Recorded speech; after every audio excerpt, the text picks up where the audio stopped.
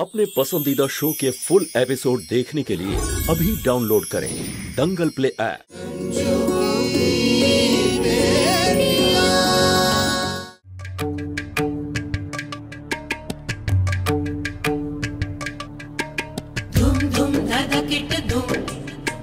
এটাই তো চাইছিলাম।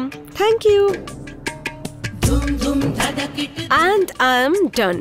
আমার গেম শেষ। তাস খেলায় আমাকে কেউ হারাতে পারবে না। And nobody beat me in the call. মা, হাই। ফ্লাইট কেমন ছিল মামা? কোথাকার ফ্লাইট? আমার তো কোমর ধরে গেছে রিকশা করে আসতে গিয়ে। My mom is very funny. আরে বাবা, ললিতা যদি জিজ্ঞেস করে কি জামাই বাবা জীবনের উপর নজর রাখা, কি বলবো আমি? মা, হ্যাঁ, একটা মাত্র কাজ দিলাম, তুমি সেটাও করতে পারলে না। আরে বাবা, আমি তো যতটা নজর রাখার কথা করেছি, আমি তো আর কোনো ব্যোমকেশ বক্সী নয়।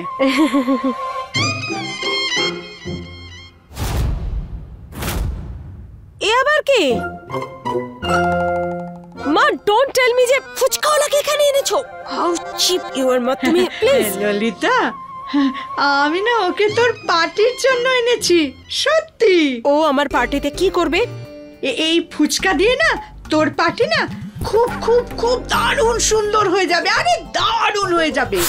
আর এমনিতেও তোর পার্টিতে কি আবার ভালো খাবার হচ্ছে? সবই তো শুকনো শুকনো ইংরেজি খাবার সব। আর আমার ওই মশলা তার ফুচকাতে না তোর পার্টি একদম মিক্সড হয়ে যাবে।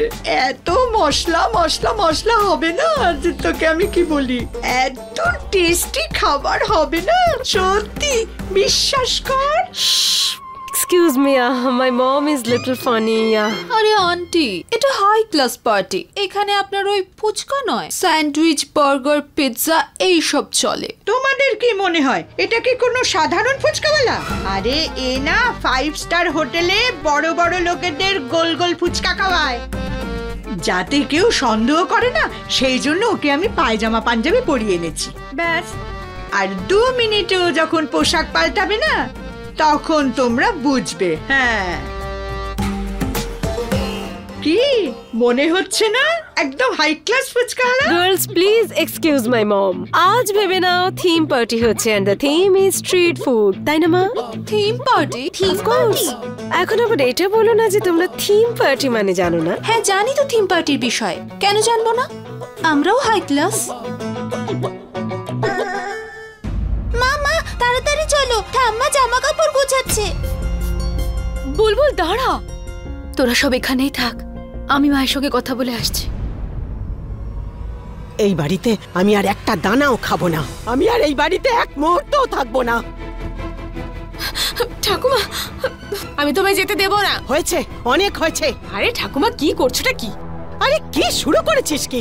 হ্যাঁ, যা যা এখান থেকে যা। আরে ঠাকুমা, আমি তোমাকে জামা কাপড় প্যাক করতে দেব না। তাহলে ঠিক আছে, আমি খালি হাতেই চলে যাব। বুলবুল, তুই বাইরে যা।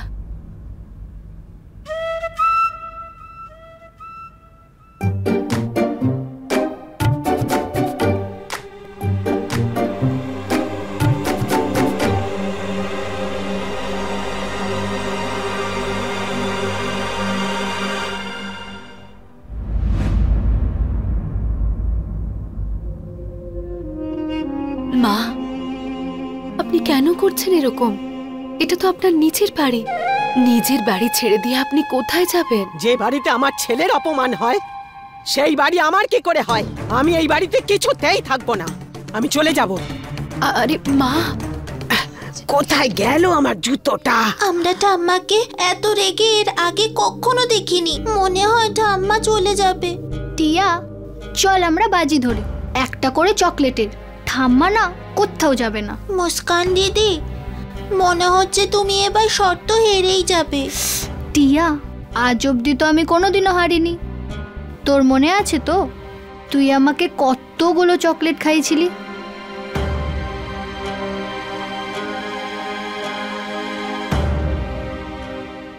শালু দিদি, তুই চিন্তা করিস না।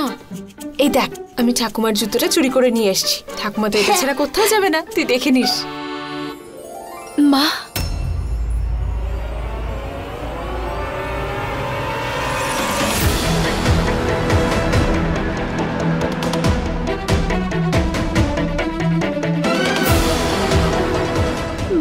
কথাটা একবার শুনুন।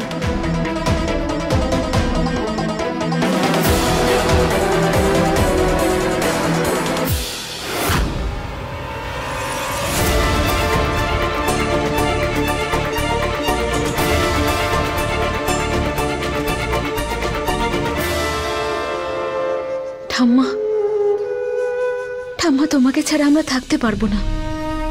আমাদের তোমাকে প্রয়োজন। প্লিজ আমাদের ছেড়ে যেও না তুমি। ঠাম্মা, আমি বা কেউ তো তোমার সঙ্গে কোনো খারাপ ব্যবহার করিনি, আর কখনো করতেও পারবো না ঠাম্মা। আমি তো শুধু এইটুকু বলেছিলাম যে আমি এই বিয়েটা করতে পারবো না। মা, যুবতী মেয়েরা জন্মেছে অন্যের বাড়িতে যাওয়ার জন্য। এক বাড়িতে জন্মায় আর এক বাড়িতে তার আশ্রয় হয়। যদি বিয়ে না করিস তাহলে মায়ের আঁচলের তলায় কি সারা জীবন বসে থাকবি? মা, আমার মেয়েরা আমার উপর বোঝা নয় মা।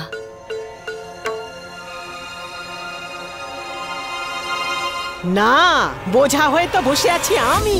এই কারণেই তো যাচ্ছি। তুমি থাকো, মেয়েদের নিয়ে আনন্দ উৎসব করো। আরে ঠাকুমা, তুমি যেই লোকটার জন্য আমাদেরকে ছেড়ে চলে যাবে বলছো, সে শুধু তোমার নামেরই ছেলে।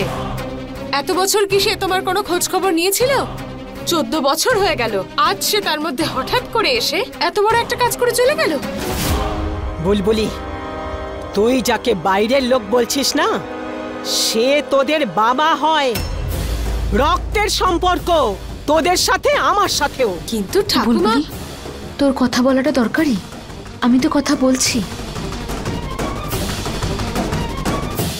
আমি আর এখানে এক মুহূর্ত থাকবো না, আমি চলে যাব। মা, মা,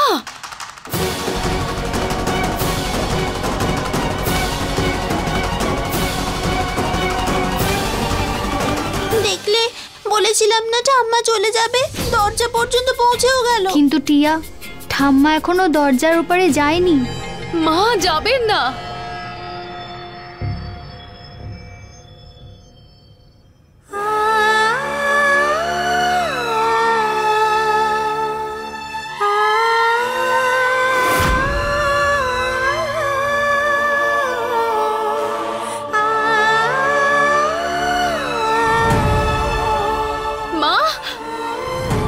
বাবাকে দেওয়া কথা ভুলে গেছেন বুঝি আপনি?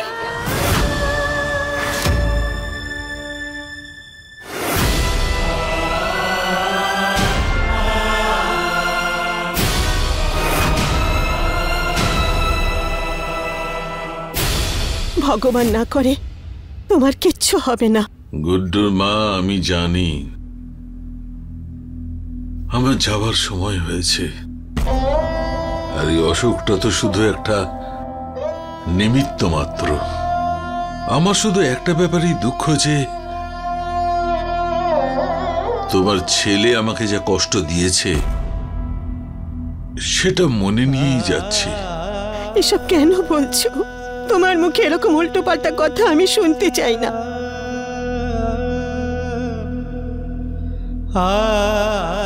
গুড্ডুর মা, আমাকে একটা কথা দাও তুমি। আমি বৌমাকে খুব সম্মানের সঙ্গে বাড়িতে এনেছিলাম। আমি ওর বাবাকে কথা দিয়েছিলাম যে আমি ওনার মেয়েকে খুব সুখে রাখবো। ওকে তো আমরা সুখে রাখতে পারিনি, কিন্তু দুঃখের সময় পাশে ছিলাম।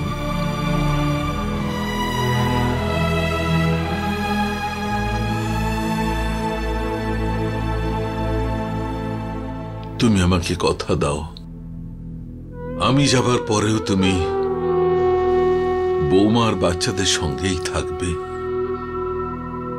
গুড্ডুর মতো চৌকাট পার হয়ে যাবে না।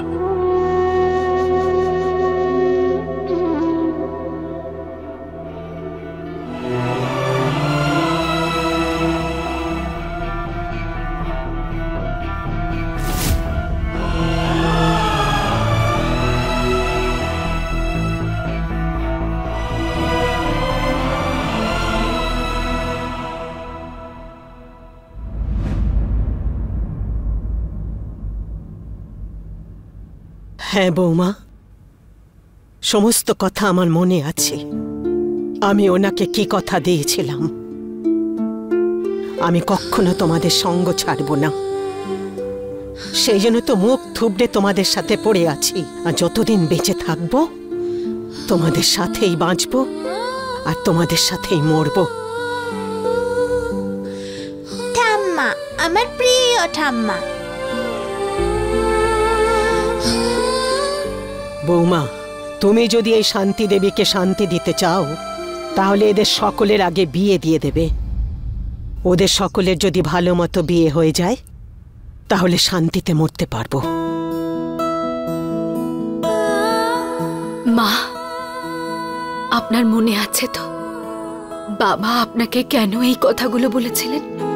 তার কারণ হলো সেই সময় আমি যোগ্য ছিলাম না। মহিলা সবসময় এই চেষ্টায় থাকে কোনো লোক পেলে তাকে জালে ফাঁসাবে। আমার প্রত্যেকটা মেয়েকে যোগ্য করে তুলতে আর তারই চেষ্টা করছি। আর তাতে আমি আপনাকে আমার পাশে চাই মা।